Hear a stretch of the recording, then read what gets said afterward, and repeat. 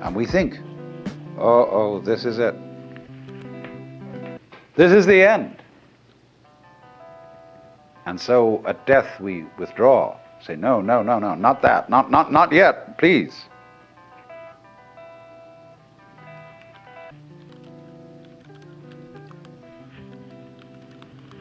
But actually, the whole problem is that there really is no other problem for human beings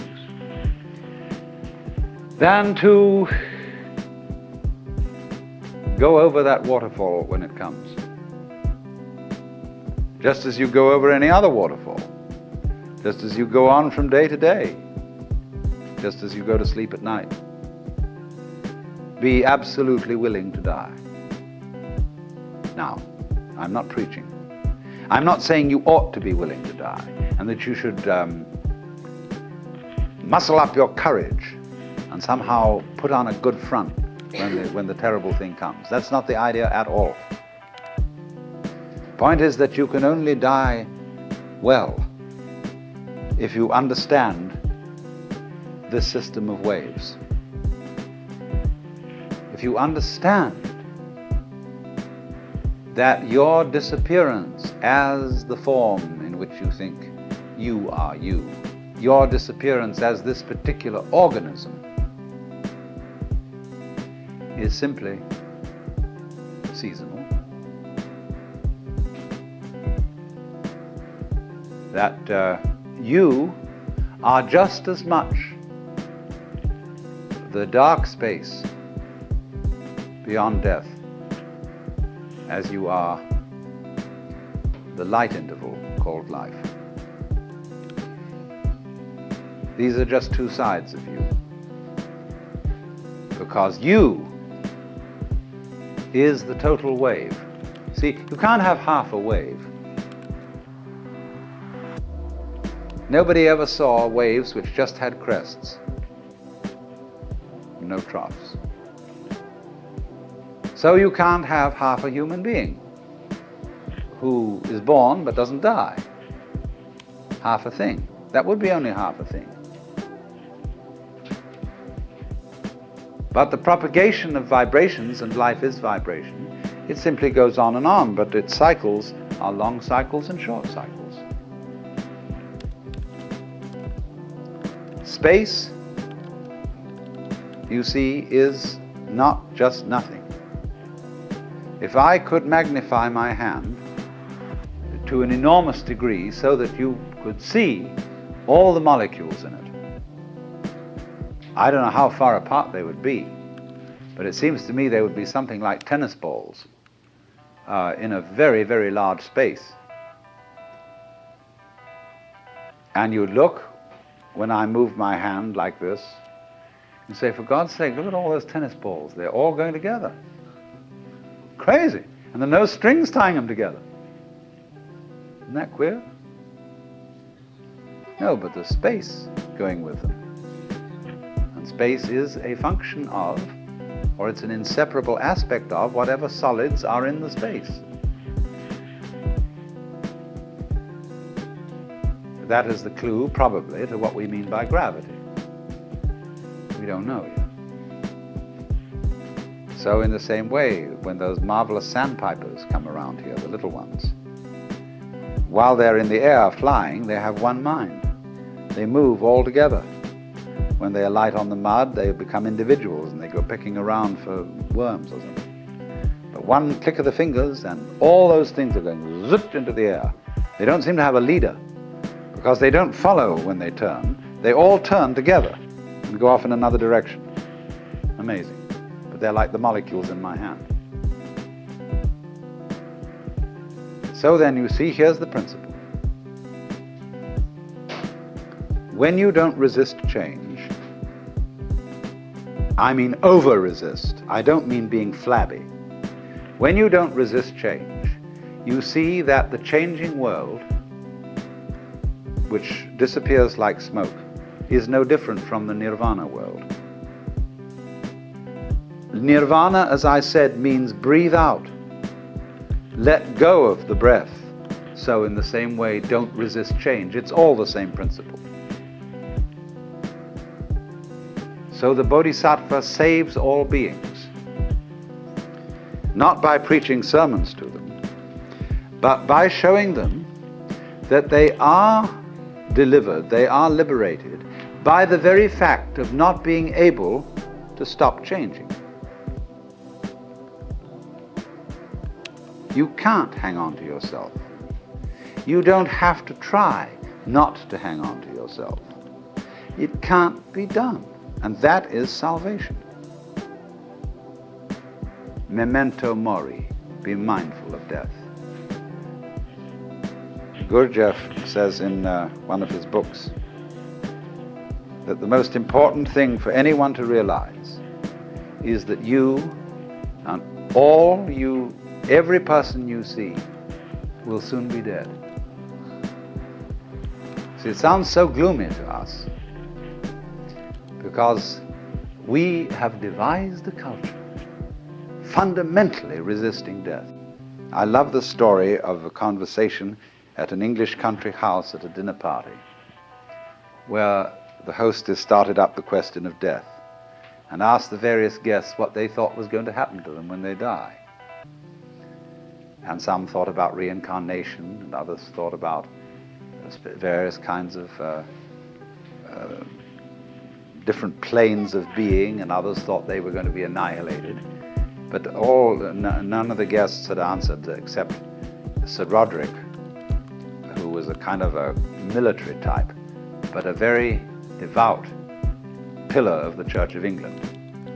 He was the church warden, chief of the vestry in the local country parish. And the lady said, "Sir Roderick, you haven't said a word. What do you think is going to happen to you when you die?" "Oh," he said, "I am perfectly certain that I shall go to heaven and enjoy everlasting bliss, but I wish you wouldn't indulge in such a depressing conversation."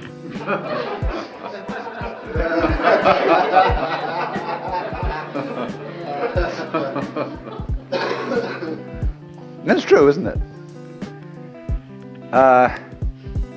Death in the Western world is a real problem.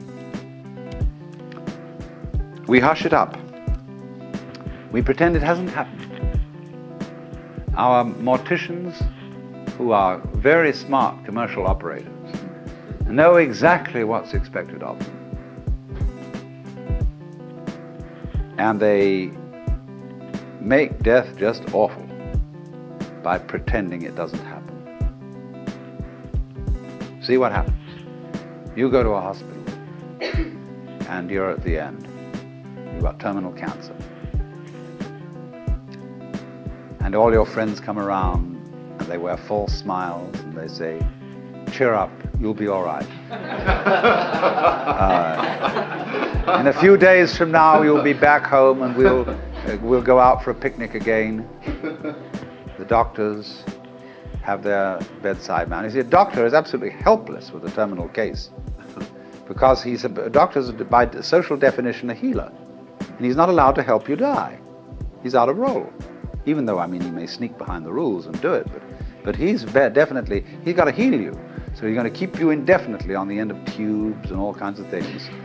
While there's a certain grave demeanor to all this, and all the nurses are so pleasant and so totally distant, because they know this is death. And they mayn't be frank with you. That's why they feel distant. It's not that they're not concerned. It's not that they're heartless people, but that they just don't know how to be frank. Like lots of people, when they meet a drunk, they don't know what to do with a drunk, because he's not behaving right. And so when you're dying, you're not behaving right. You're supposed to live. See, so we don't know what to do with a dying person. We don't get around to that person and say, listen, man, listen, I've got the news for you. You're going to die. And this is going to be great. Look, no more responsibilities. Don't have to pay those bills anymore. Don't have to worry about anything. You're going to just die. And let's go out with a bang. Let's have a party, see? we'll put some of that morphine in you so that you won't hurt too much. But we were going to prop you up in bed, and we're going to bring all our friends around, and we're going to have champagne, and you're going to die at the end of it, see? And it's going to be just marvelous. Just like being born, see? When we had birth problems, see, all women used to think that birth had to be painful. It was good for them. It was one of the things you had to suffer because you'd been screwing around with people, and therefore you had to have a child, and it's got to hurt. And then the doctors got together and they scratched their heads, and a man called Grantley Dick Reed said, no, birth doesn't hurt, it's natural. All we've got to do is to talk these women into the idea that it doesn't hurt, that all these so-called pains are just tensions, and that birth is great. It's not a disease. It's not really something you ought to go to hospital for, because you associate hospitals with diseases and sickness. Birth isn't sickness. All right, now let's do some new thinking. What about death? Is death sickness? Or is it a healthy, natural event like being born? Of course it is. So, I mean, a little change in social attitude about this will fortify everybody else. I mean, if I'm alone and all my relatives are kind of pretending to me, it's going to be hard for me. I've got to challenge the whole bunch of them and get my dander up and say, listen, damn you, I don't want all this thing around here. You've got to take a different attitude about my death. Well, that's hard. But if everybody helps me, and we do, we're all one body, if they all come around and say, congratulations, you're going to die. Liberation. Liberation now, you see. Because just before you die, I mean, look, I know very well a skillful priest handling a person dying can do this for them. But he has to talk very, very, very straight. And he has to say, listen, these doctors, don't you pay any attention to them. They're trying to amuse you and deceive you. You're going to die. This isn't terrible. But it's just going to be the end of you as a system of memories. And so you've got a great chance right now, before it happens, to let go of everything. Because you know it's going to go, and it's going to help you. It's going to help you let go of everything. So if you have any possessions left, give them away. Give everything away. And if you have anything to say that is you felt that you ought to say before you die, and that you're kind of hanging on to and it's bothering you, say it. I mean, I don't mean necessarily a last confession, but say it said that Adlai Stevenson, shortly before he died, said that he had been making a monkey of himself because he didn't agree with the government's policy about something or other. You know, he had to get that off his chest because he had a little thought in the back of his mind that things were catching up with him, you see? So the moment comes when this thing called death has to be taken completely, not as some ghastly accident, something that all your friends are going to stay away because you're awful. I mean, sometimes people, when they die, are in a very unpleasant physical condition. They don't smell good, they don't look good, and so on. But an enormous amount can be done with scientific methods to make things reasonably tidy from a purely sensory point of view. But the main thing is the attitude, that death is as positive as birth and should be a matter for rejoicing, because death is the symbol of the liberation. There is a wonderful saying that Ananda Coomaraswamy used to quote: I pray that death will not come and find me still unannihilate. In other words, that man dies happy if there is no one to die. In other words, if the ego has disappeared before death caught up with it. But you see, the knowledge of death helps the ego to disappear, because it tells you you can't hang on. So what we need, if we're going to have a good religion around, that's one of the places where it can start. Having, I don't know, well, nowadays I suppose they'd call it the Institution for Creative Dying.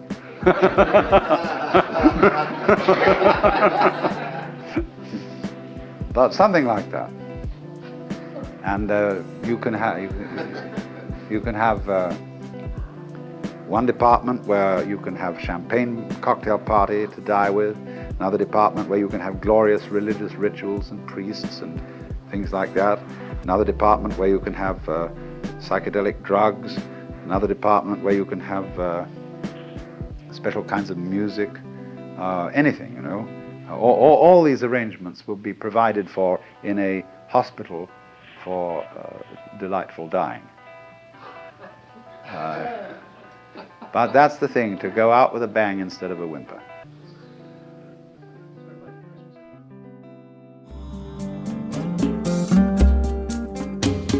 Out of Your Mind now continues with the next lecture from the World as Emptiness lecture series.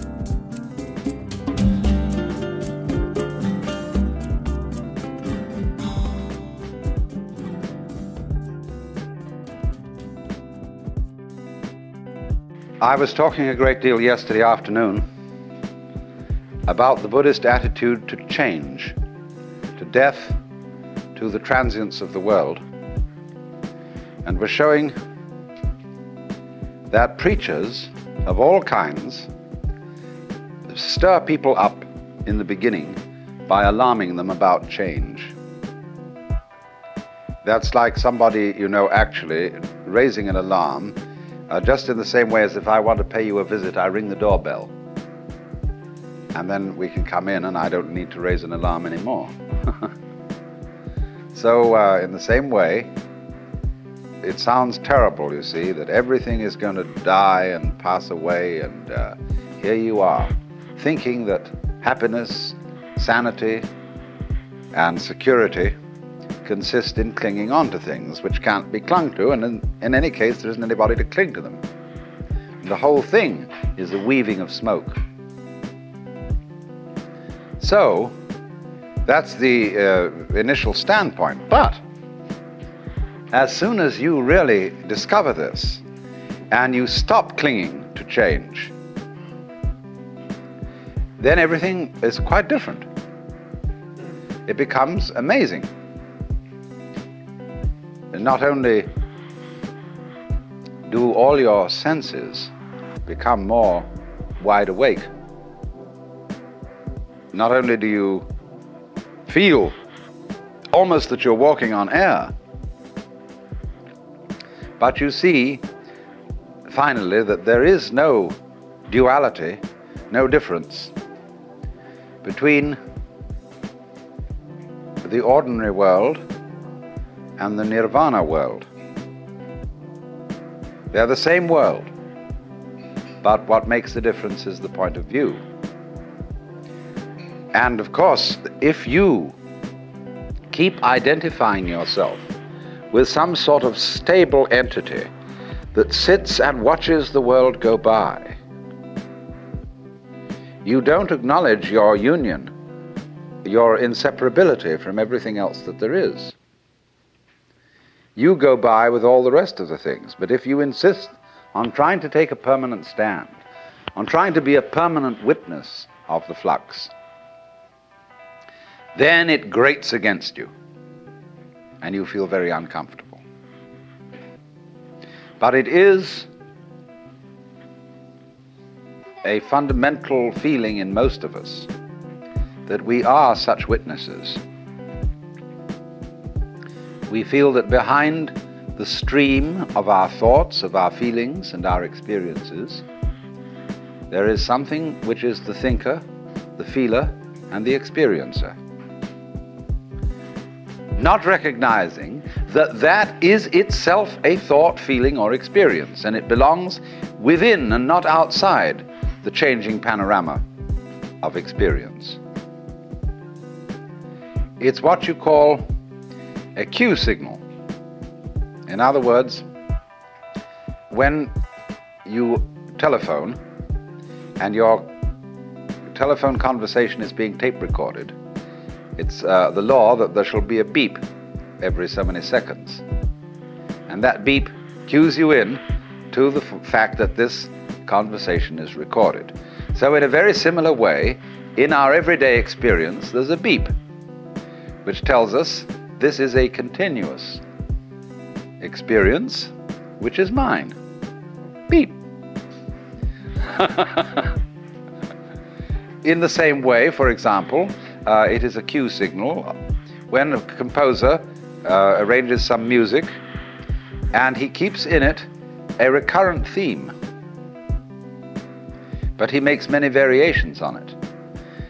Or more subtle still, he keeps within it a consistent style. So you know that it's Mozart all the way along, because it sounds like Mozart.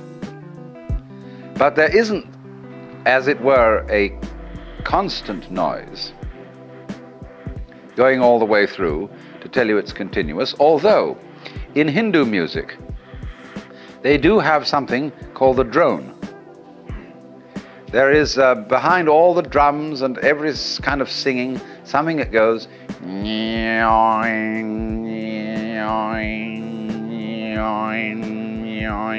and it always sounds the note which is the tonic of the scale being used. But in Hindu music, that drone represents the eternal self, the Brahman, behind all the changing forms of nature. But that's only a symbol. And to find out what is eternal, you can't make an image of it, you can't hold on to it. And so it's psychologically more conducive to liberation to remember that the thinker or the feeler or the experiencer and the experiences are all together, they're all one. But if out of anxiety you try to stabilize, keep permanent the separate observer, you are in for conflict. Of course, the separate observer, the thinker of the thoughts, is an abstraction which we create out of memory. We think of the self, the ego, rather, as a repository of memories, a kind of safety deposit box or record or filing cabinet place where all our experiences are stored. Now, that's not a very good idea. It's more that memory is a dynamic system, not a storage system. It's a repetition of rhythms.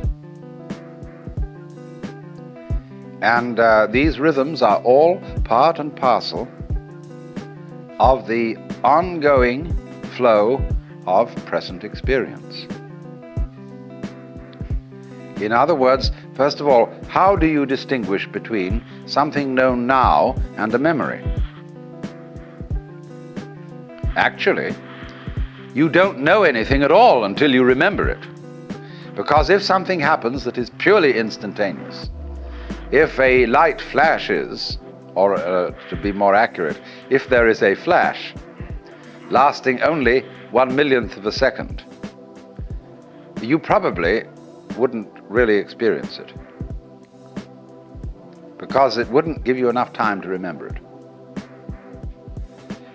We say in customary speech, well, it has to make an impression. So in a way, all present knowledge is memory, because you look at something and for a while the rods and cones in your retina respond to that, and they do their stuff, jiggle, jiggle, jiggle. It's all vibration. And so as you look at things, they set up a series of echoes in your brain. And these echoes keep reverberating because the brain is very complicated. First of all, everything you know is remembered, but there is a way in which we distinguish between seeing somebody here now and the memory of having seen somebody else who is not here now, but whom you did see in the past, and you know perfectly well when you remember that other person's face, it's not an experience of the person being here. How is this? Because memory signals have a different cue attached to them than present time signals. They come on a different kind of vibration.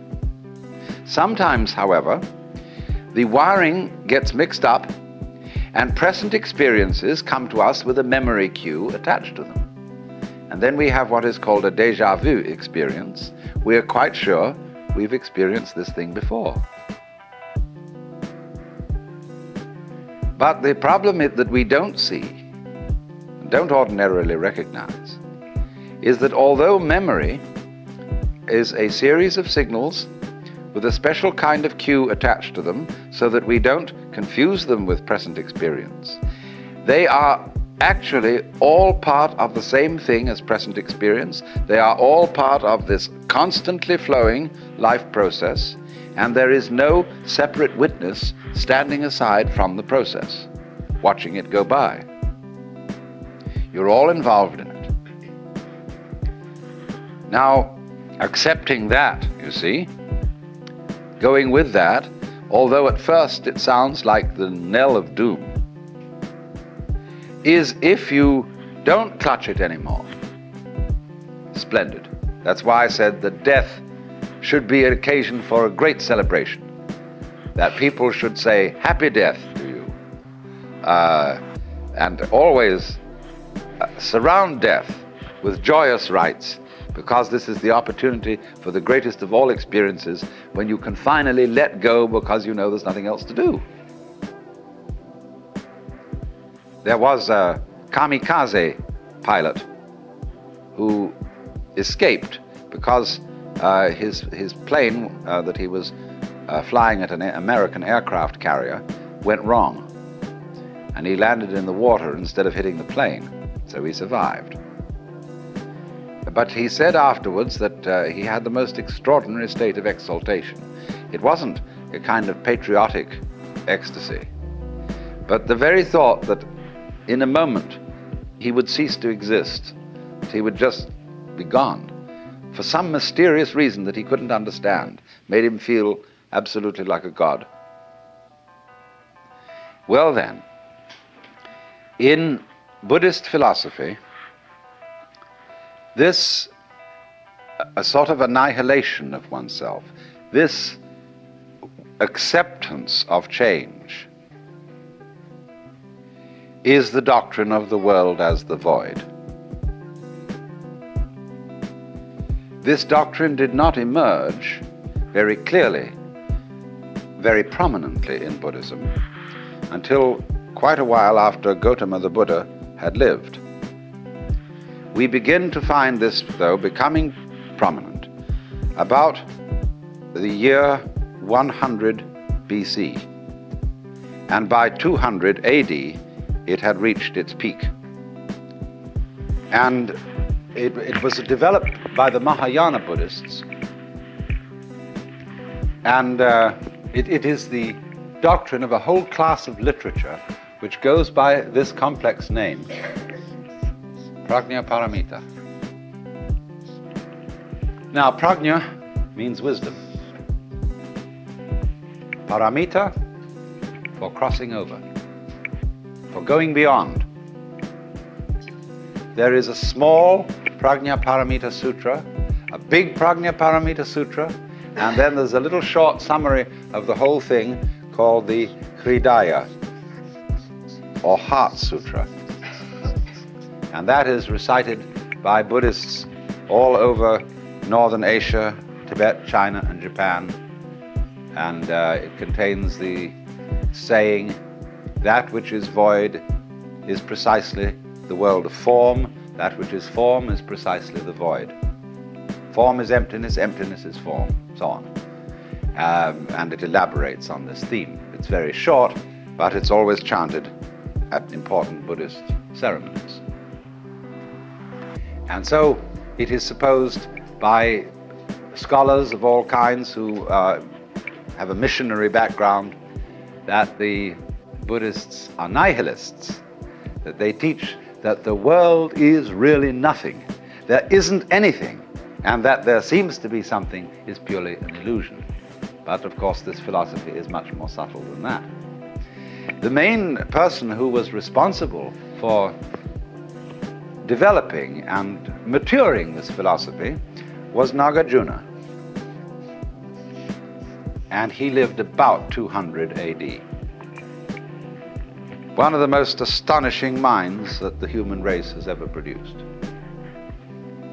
And the name of Nagarjuna's school of thought is Madhyamika, which means really the doctrine of the middle way.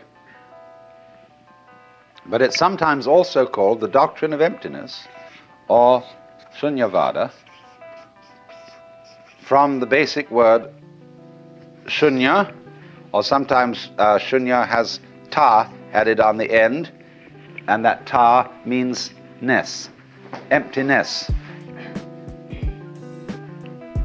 Well then, emptiness means essentially transience. That's the first thing it means. Nothing to grasp, nothing permanent, nothing to hold on to. But it means this with special reference to ideas of reality, ideas of God, ideas of the self, the Brahman, anything you like. What it means is that reality escapes all concepts.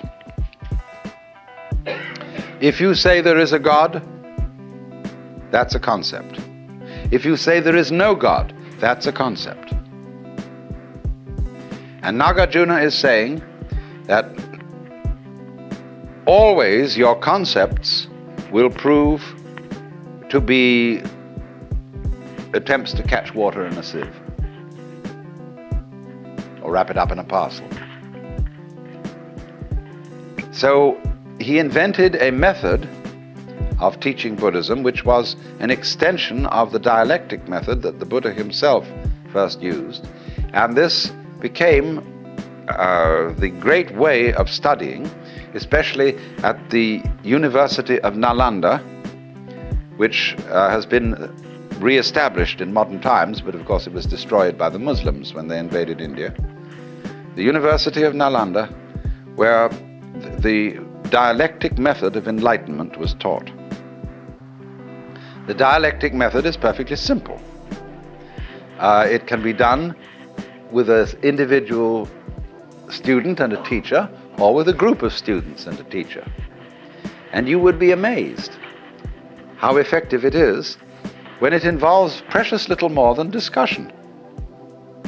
Some of you, no doubt, have attended tea groups, blab labs, in which people are there and they don't know quite why they're there, and there's some sort of a so-called resource person to disturb them.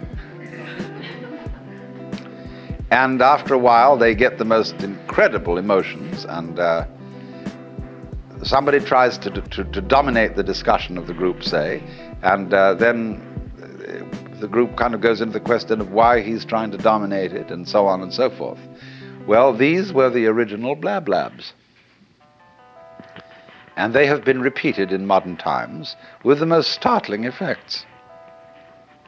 That is to say, the teacher gradually elicits from his participant students what are their basic premises of life. What is your metaphysic? In the sense, I'm not using metaphysic in a kind of a spiritual sense, but what are your basic assumptions? What real ideas do you operate on as to what is right and what is wrong, what is the good life and what is not? What arguments are you going to argue strongest? Where do you take your stand? The teacher soon finds this out for each individual concerned, and then he demolishes it. He absolutely takes away that person's compass. And so they start getting very frightened. and say to the teacher, all right, I see now, of course I can't depend on this, but what should I depend on? And unfortunately, the teacher doesn't offer any alternative suggestions, but simply goes on to examine the question, why do you think you have to have something to depend on? Now, this is kept up over quite a period, and the only thing that keeps the students from going insane is the presence of a teacher who seems to be perfectly happy, but is not proposing any ideas. He's only demolishing them. So we get finally, not quite finally, to the void, the shunya. And what then? When you get to the void, there is an enormous and unbelievable sense of relief. That's nirvana. Phew, as I gave a proper English translation of nirvana. Ah, great. So they are liberated, and yet they can't quite say why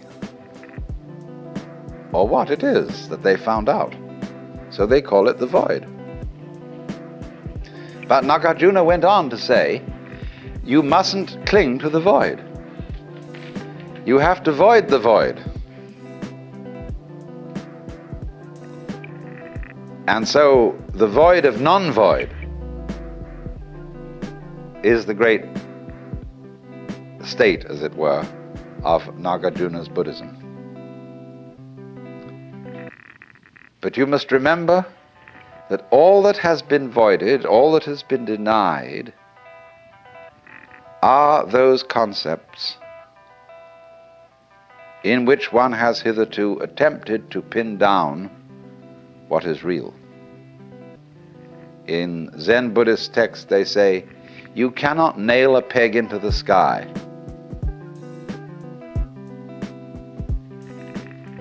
And so, to be a man of the sky, a man of the void, is also called a man not depending on anything. And when you're not hung on anything, you are the only thing that isn't hung on anything, which is the universe, which doesn't hang, you see. Where would it hang? It has no place to fall on, even though it may be dropping. There will never be the crash of it landing on concrete floor somewhere. But the reason for that is that it won't crash below because it doesn't hang above. And so there is a poem in Chinese which speaks of such a person as having above not a tile to cover the head, below not an inch of ground on which to stand. And you see, this which to people like us who are accustomed to rich imageries of the divine, the loving Father in heaven who has laid down the eternal laws, O Word of God incarnate, O wisdom from above, O truth unchanged, unchanging, O light of life and love, the wisdom which from the hallowed page, a lantern for our footsteps, shines out from age to age. See, so that's very nice. We feel we know where we are, and that it's all been written down, and that in heaven the Lord God is resplendent with glory, with all the colors of the rainbow, with all the saints and angels around and everything like that. So we feel that it's positive, that we've got a real rip-roaring, gutsy religion full of color and so on. But it doesn't work. In Buddhism, change is emphasized. First, to unsettle people who think that they can achieve permanence by hanging on to life. And it seems that the preacher is wagging his finger at them and saying, you know, like the Scotch preacher one day saying to Sunday congregation, preaching on the text, vanity of vanities, all is vanity. And what about the rich food you put into your mouths? 'Tis vanity. And the fine raiment you put on your backs? 'Tis vanity. And all your playing around, going to golf instead of coming to the kirk of the Sabbath? 'Tis vanity. And you'll be spending all your lives devoted to vanity. And the last day will come, the day of your death, and because you've devoted your life to vanity, you'll go down to the burning, fiery, brimstone pits of hell. And there you'll look up and say unto the Lord, "Oh Lord, I didn't know it. Oh Lord, I wouldn't have devoted my life to vanity if I'd known it. Oh Lord." And the Lord, he'll look down, and he'll say unto you, out of his infinite mercy, "Well, you know it now."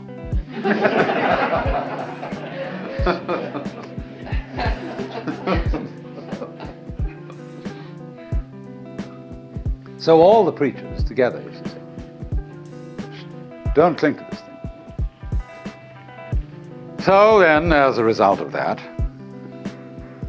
and now I'm going to speak in strictly Buddhist terms, the follower of the way of Buddha seeks deliverance from attachment to the world of change. He seeks nirvana, the state beyond change, which the Buddha called the unborn, the unoriginated, the uncreated, and the unformed. But then you see, what he finds out is that in seeking a state beyond change, seeking nirvana as something away from samsara, which is the name for the wheel, he is still seeking something permanent. And so there are, as Buddhism went on, they thought about this a great deal. And this very point was the point of division between the two great schools of Buddhism, which in the south were Theravada, the doctrine of the Thera, the elders, sometimes known disrespectfully as the Hinayana. Yana means a vehicle, a conveyance, a diligence, or a ferry boat. This is a yana. And I live on a ferry boat because that's my job. Then there is the other school of Buddhism called the Mahayana. Maha means great, Hina, little. The great vehicle and the little vehicle. Now, what is this? The Mahayanists say,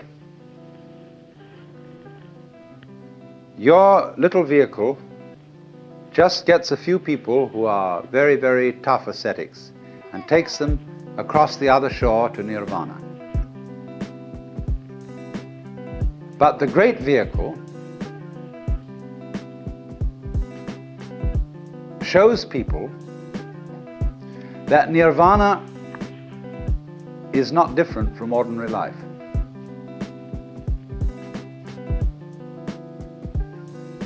So that when you have reached nirvana, if you think, now I have attained it, now I have succeeded, now I have caught the secret of the universe, and I am at peace, you have only a false peace. You have become a stone Buddha. You have a new illusion of the changeless. So it is said that such a person is a pratyeka Buddha. That means private Buddha. I've got it all for myself. And in contrast with this kind of pratyeka Buddha who gains nirvana and stays there, the Mahayanists use the word bodhisattva.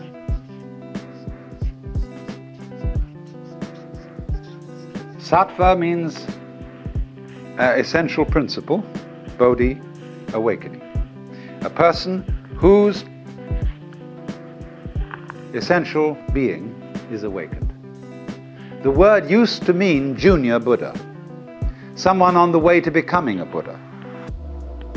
But in the course of time, it came to mean someone who had attained Buddhahood, who had reached nirvana, but who returns into everyday life to deliver all other beings.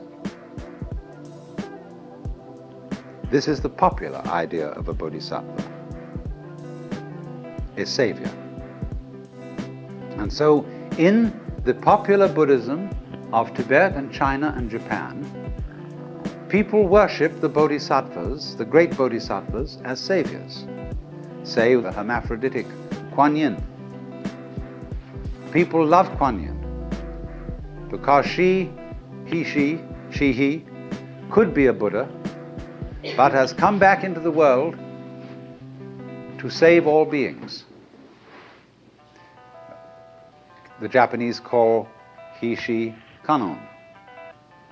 And they have in Kyoto an image of Kannon with 1,000 arms, radiating like a great aureole all round this great golden figure. And these 1,000 arms are 1,000 different ways of rescuing beings from ignorance. Kannon is a funny thing. I remember one night when I suddenly realized that Kannon was incarnate in the whole city of Kyoto. That this whole city was Kannon. That the police department, the taxi drivers, the fire department, the mayor and corporation, the shopkeepers, insofar as this whole city was a collaborative effort to sustain human life. However bumbling, however inefficient, however corrupt, it was still a manifestation of Kannon, with its 1,000 arms, all working independently, and yet one. So they revere those bodhisattvas as the saviors who've come back into the world to deliver all beings. But there is a more esoteric interpretation of this. The bodhisattva returns into the world. That means he has discovered that you don't have to go anywhere to find nirvana. Nirvana is where you are, provided you don't object to it.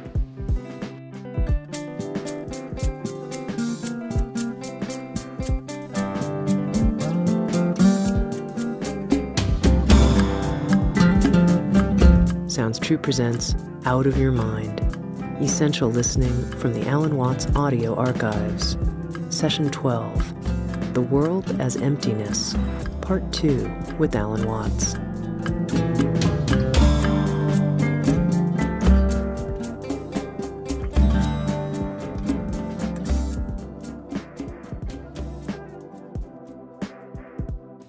The trouble is that we have one-sided minds.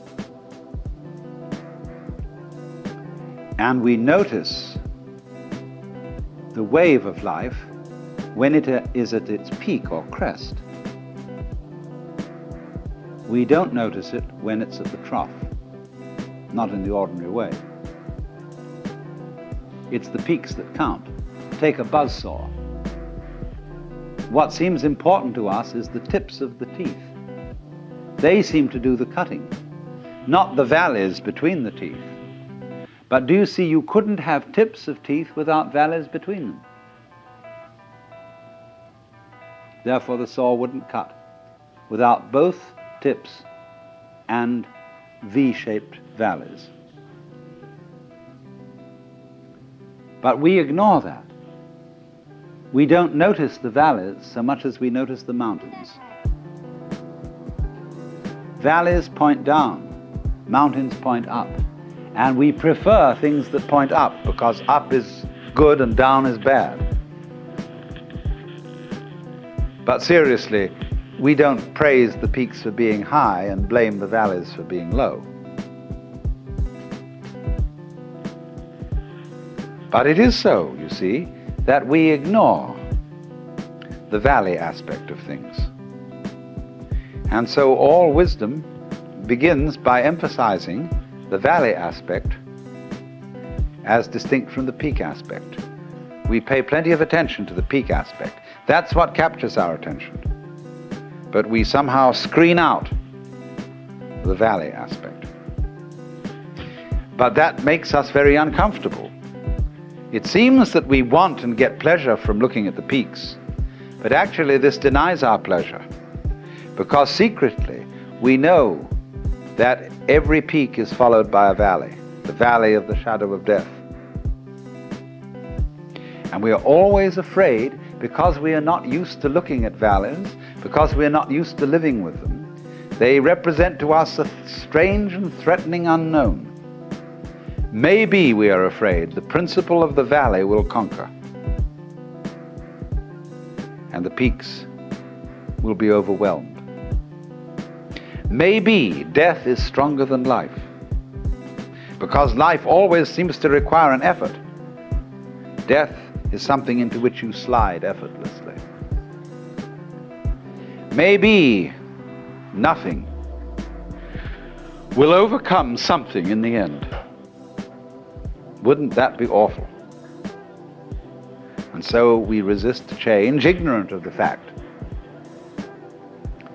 that change is life, and that nothing is invariably the obverse face of something. Most people are afraid of space. They ignore it, and they think space is nothing. Space and solid are two ways of talking about the same thing. Space, solid. You don't find space without solid, you don't find solids without space. If I say there's a universe in which there isn't anything but space, you almost say space between what?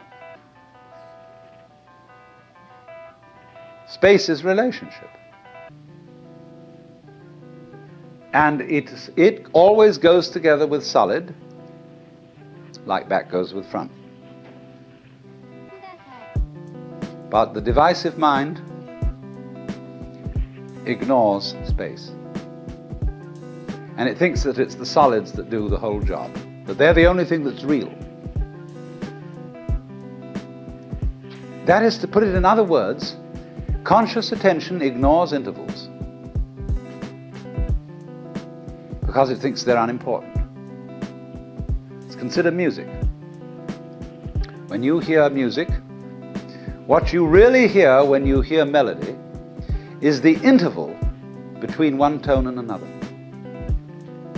The steps, as it were, on the scale. It's the interval that is the important thing. So in the same way, in the intervals between this year's leaves, last year's leaves, this generation of people and that generation, the interval is in some ways just as important, some ways more important than what it's between. Actually, they go together. But I say the interval is sometimes more important because we underemphasize it, so I'm going to overemphasize it as a correction.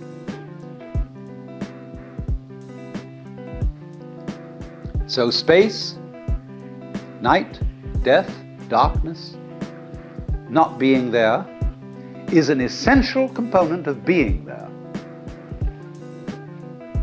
You don't have the one without the other, just as your buzzsaw has no teeth without having valleys between the tips of them. That's the way being is made up.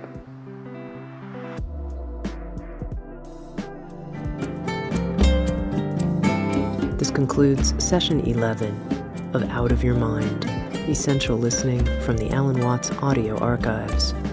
Our program continues with Session 12.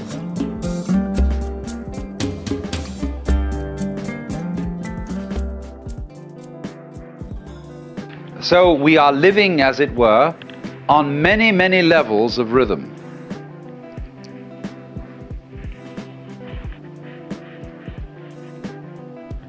This is the nature of change. If you resist it, you have dukkha, you have frustration and suffering. But on the other hand, if you understand change, you don't cling to it, and you let it flow, then it's no problem. It becomes positively beautiful, which is why in poetry, the theme of the evanescence of the world is beautiful. When Shelley says, "The one remains, the many change and pass. Heaven's light forever shines, earth's shadows fly. Life, like a dome of many-colored glass, stains the white radiance of eternity until death shatters it to fragments." Now, what's beautiful in that? Is it heaven's light that shines forever? Or is it rather the dome of many-colored glass which shatters? See, it's always the image of change that really makes the poem.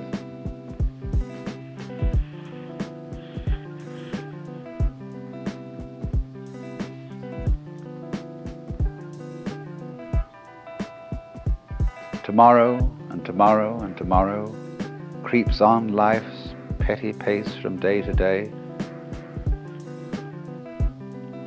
Somehow, you know, the poet has got the intuition.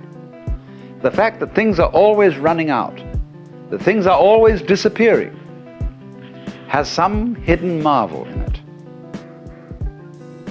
The Japanese have a word, yugen, Y-U-G-E-N, which has no English equivalent whatsoever. And yugen is, in a way, digging change. It's described poetically. You have the feeling of yugen when you see out in the distant water some ships hidden behind a far-off island. You have the feeling of yugen when you watch wild geese suddenly seen and then lost in the clouds. You have the feeling of yugen when you look across Mount Tamalpais and you've never been to the other side and you see the sky beyond. You don't go over there to look and see what's on the other side. That wouldn't be yugen. You let the other side be the other side. And it evokes something in your imagination, but you don't attempt to define it, to pin it down. Yugen. So in the same way, the coming and going of things in the world is marvelous. They go. Where do they go? Don't answer, because that would spoil the mystery. They vanish into the mystery. But if you try to pursue them, you've destroyed yugen.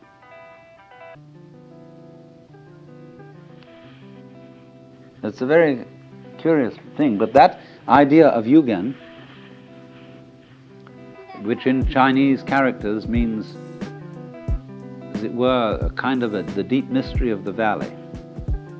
There's a poem in Chinese which says, "The wind drops, but the petals keep falling. The bird calls, and the mountain becomes more mysterious." Isn't that strange? There's no wind anymore, and yet petals are dropping. And a bird in the canyon cries. And that one sound in the mountains brings out the silence with a wallop. Like I remember when I was almost a child in the Pyrenees, in the southwest of France, we went way up in this gorgeous silence of the mountains. But in the distance we could hear the bells on the cows clanking. And somehow those tiny sounds brought out the silence. And so in the same way, slight permanences bring out change.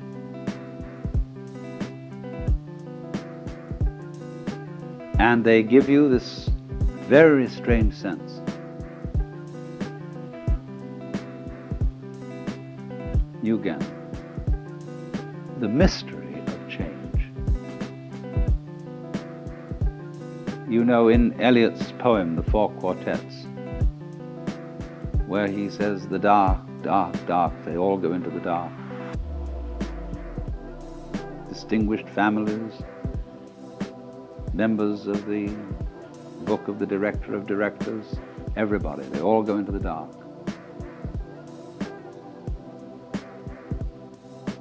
Life is life, you see, just because it's always disappearing. Supposing suddenly, by some kind of diabolical magic, I could say zit, and every one of you would stay the same age forever. You'd be like Madame Tussauds waxworks.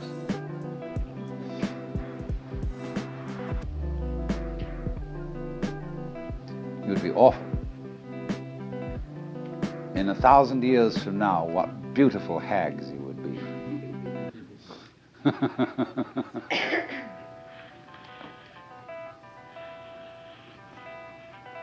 So, you must understand, as one of the fundamental points of Buddhism, the idea of the world as being in flux. I gave you the Sanskrit word anitya as one of the characteristics of being, emphasized by the Buddha along with anatman, the unreality of a permanent self, and dukkha, the sense of frustration. Dukkha really arises from a person's failure to accept the other two characteristics, lack of permanent self and change. You see, in Buddhism, the feeling that we have of an enduring organism, I meet you today and I see you, and then tomorrow I meet you again and you look pretty much as you looked yesterday, and so I consider that you're the same person. But you aren't. Not really. When I watch a whirlpool in a stream, here's the stream flowing along, and there's always a whirlpool like the one at Niagara. But that whirlpool never really holds any water. The water is all the time rushing through it. In the same way, a university, the University of California, what is it? The students change at least every 4 years. The faculty changes at a somewhat slower rate. The building changes. They knock them down and put up new ones. The administration changes. So what is the University of California? It's a pattern, a doing of a particular kind.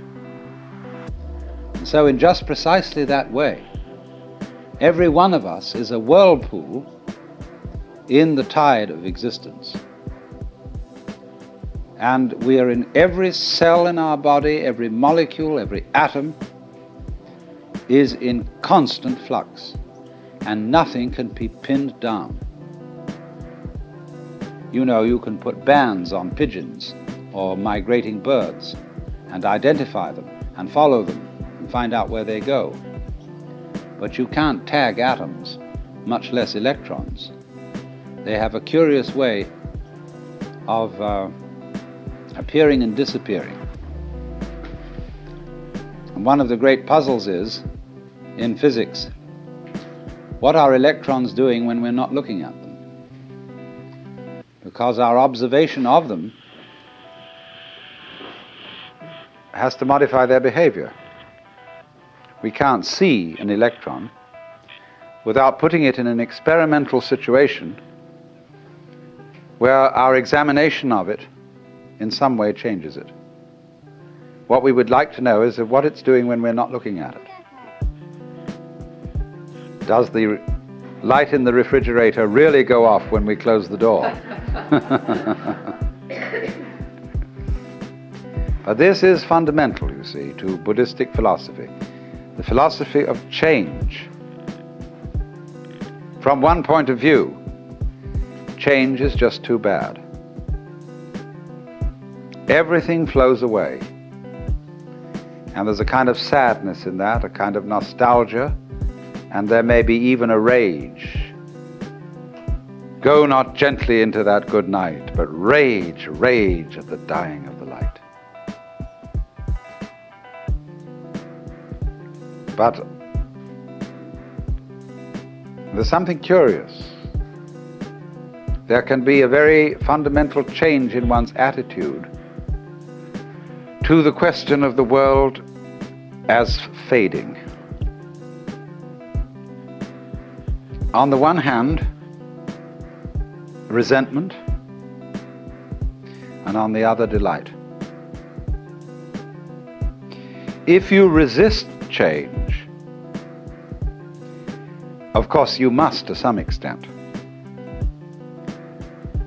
When you meet another person, you don't want to be thoroughly rejected, but you love to feel a little resistance. Don't you? You know, you have a beautiful girl and you touch her.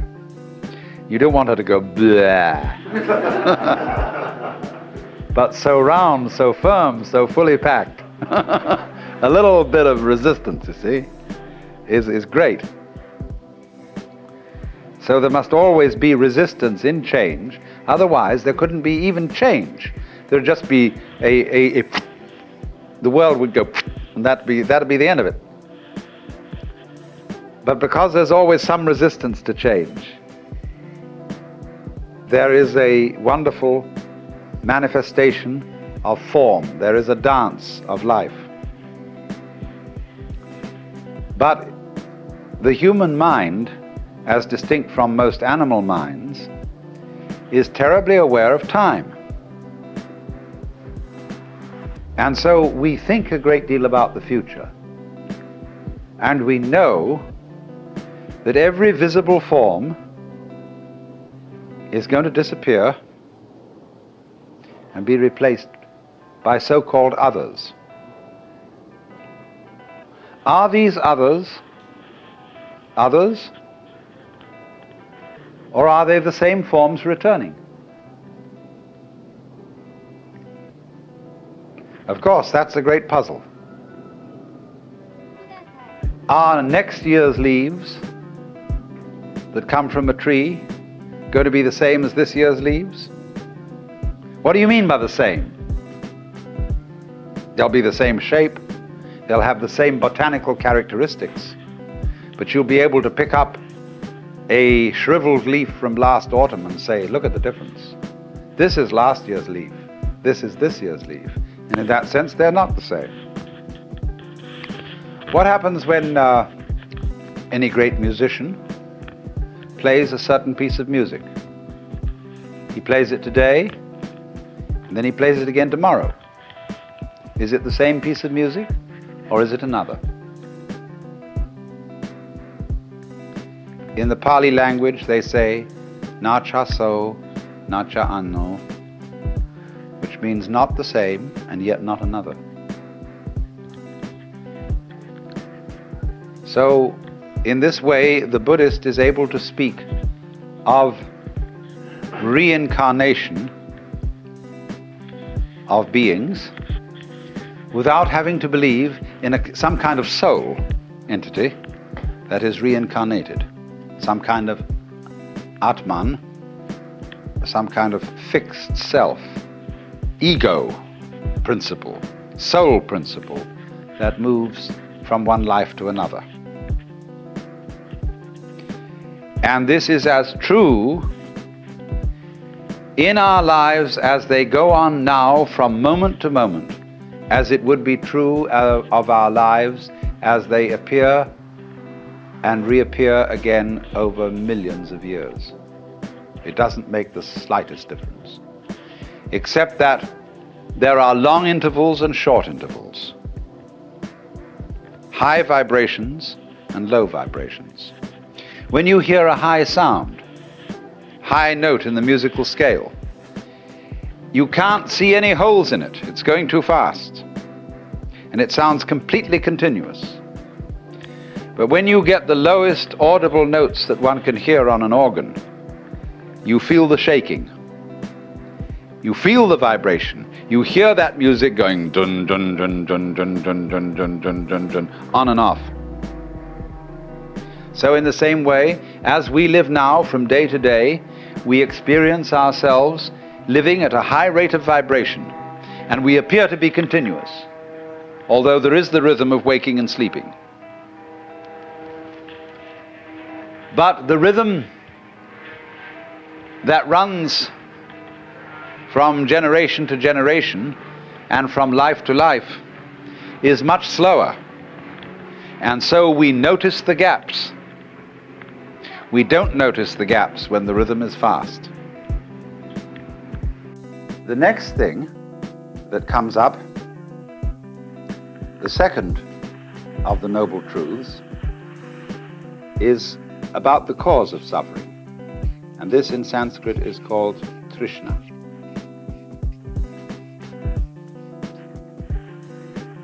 Trishna is related to our word thirst. It's very often translated desire. That will do.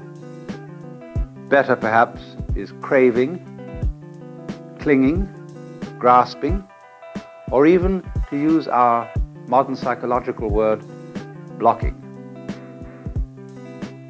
When, for example, somebody is blocked and dithers and hesitates and doesn't know what to do, he is, in the strictest Buddhist sense, attached.